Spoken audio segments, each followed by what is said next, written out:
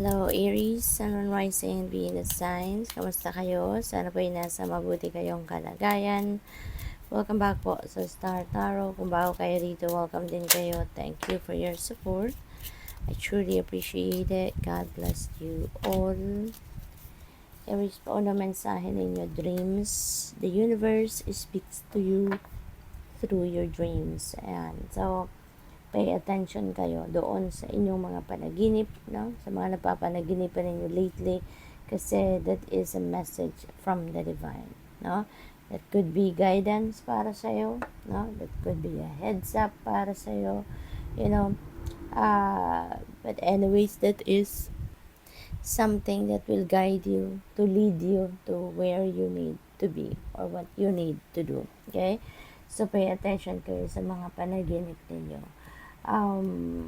Kung ano yung nakita ninyo na elemento, no, sa inyong mga panaginip lately, make sure to decode it, no? I-Google ninyo, tignan ninyo kung ano yung symbolism ng mga elemento na nakita ninyo sa inyong panaginip, because that is the guidance or that is the message for you from the divine. You have freedom, follow your heart, and nurture your soul with love and freedom to grow. Ayan. So, sundin nyo kung ano ang binubulong ng inyong puso. Okay? Follow your heart. Follow your bliss. Okay? What else? We have magnificence. You are amazing, magnificent, and unique. But most importantly, you are enough. No? Kasi siguro, nagdududa kayo, no? Pinagdududahan ninyo yung inyong sarili. Maaaring karamihan sa inyo pinagdududahan ninyo ang inyong galing, 'di ba? Ang inyong mga kakayanan. Kaya ito ay paalala sa inyo, no, na maniwala kayo sa inyong sarili. Okay? Amazing kayo, magnificent kayo, unique kayo. Kaya wag ninyong isipin na wala kayong kakayanan. Wag ninyong isipin na hindi ninyo kayang pagtagumpayan ang mga panaginip ninyo, mga pangarap ninyo, mga goals ninyo, kasi wala kayong basihan dyan, no? You are unique. Okay, hindi mo kailangan na ikumpara ang sarili mo sa iba. You're magnificent, you're amazing, 'di ba? You are good enough. Alalahanin ninyo, lahat tayo, we are all equipped with talents, skills, and gifts. At yan ang magagamit natin, no? Para magtagumpay tayo. Yun ang magagamit natin para makamit natin ang mga goals natin, ang mga dreams natin, 'di ba? Kaya wag ninyong pagdudahan ng inyong sarili. Okay? What else? We have truth. See your light, know your power, have the courage to walk your truth. Okay? Panahon na, no? Panahon na para gawin ninyo or panindigan ninyo or isabuhay ninyo kung ano man yung mga minimithi ninyo sa buhay, ano man ang mga pinaniniwalaan ninyo, 'di ba? So, walk your truth. Okay? Kung ano yung nasa loob ninyo, ano yung binubulong ng isip, ng puso, ng damdamin ninyo, kung sino kayo, kung ano kayo, yun ang isabuhay ninyo. Okay? We have Ace of Pentacles, beautiful energy, kasi new beginning energy ito, no? This is a new beginning energy, lalo-lalo na pagdating sa pangkaperhang aspeto. This signifies na magkakaroon kayo ng pagsisimula ng bagong yugto sa inyong kaperahan, no? Sa inyong source of income, sa inyong sa pinanggagalingan ng inyong ikita, no? Yung ganon. May mga paparating na pera as in cold cash. Pwede rin naman na merong ano dito, merong pamana, yung ganon, no? So, this is something na inflow of abundance, inflow of money that's coming your way, na maaaring pagmulan ninyo, no, ng pagbabago ng inyong financial landscape for the better. Okay? What else? We have the Chariot. You are moving on sa buhay. Meron ditong mga pagtatagumpayan kayo, no, na mga challenging situations.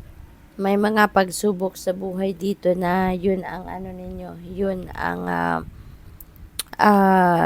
yun ang pagtatagumpayan ninyo sa ngayon. Kaya you are heading towards a new path, or you are heading towards moving forward sa buhay, kasi malagpasan mo na or malalagpasan mo na kung ano man yung difficulty or kung ano man yung challenging situation na maaaring kinakaharap ninyo, and that is in various areas of life.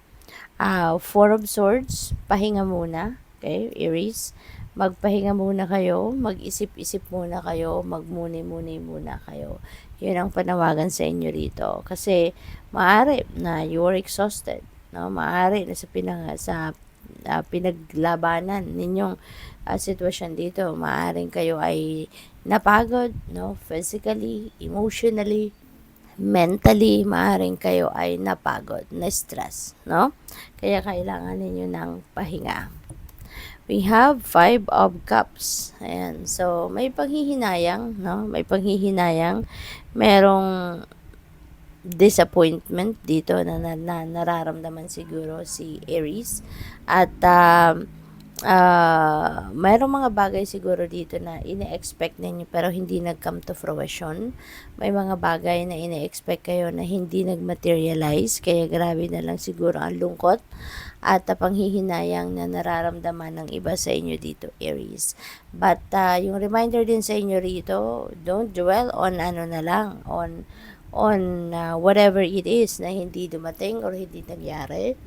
Simply because kung ano man ang bagay na yan, kung yan ay talagang para sa'yo, kung yan talaga ay intended para sa'yo, then definitely that is going to be yours, diba? Sana nandiyan dyan. Pero the fact na hindi nangyari, hindi nag-materialize, hindi nag-come to fruition, no? It's simply because it's not meant for you right now. Baka ano yan,